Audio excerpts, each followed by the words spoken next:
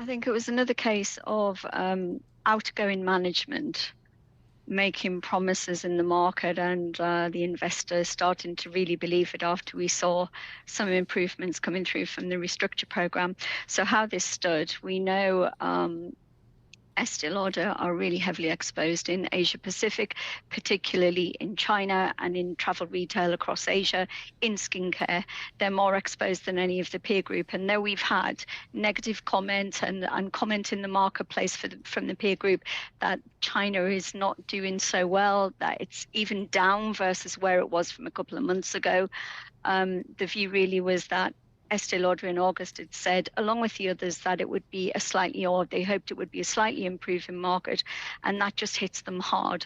They have a new CEO coming in January, and so they've given Q2 guidance, which is way below consensus expectation on EPS. And also a -6% to -8% on organic sales growth for 2Q when the market looked for flat. So there's a lot to do, not just in Asia, but elsewhere.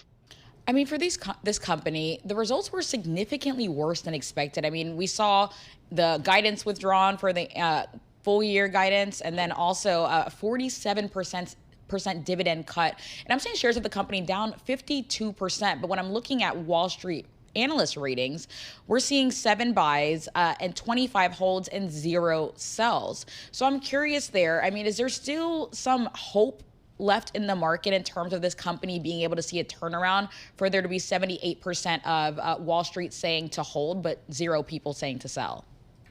Right. So we've seen it's been 2.5 years in the making that we're looking for this transition and return to growth. We've seen margins move from mid 20% down to low teens, down to single digit, and that's where we sit today. And the expectation was really because of the exposure into Asia, particularly China, that we would see some improvement coming through, and that we're on the precipice of this. And we're just not seeing that. So I would imagine, there'll be a rethink on where we go.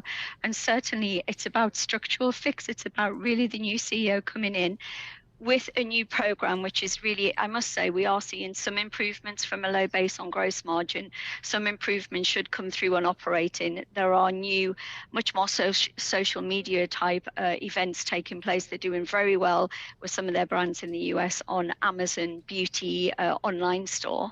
So that's starting to come through. But there's so much to do. And one of the big things is to reposition themselves so they're not as exposed in Asia in the long term. That's what the investor has to decide in terms of the timing on that, on where they really see the base. And also pressuring the stock, I'm sure, is the fact that the company did cut its dividend. It says to create financial flexibility for its incoming leadership team, but clearly the dividend cuts impacting it as well. Hey, Deb, as a financial analyst, you look at all the levers on revenue, the levers on costs.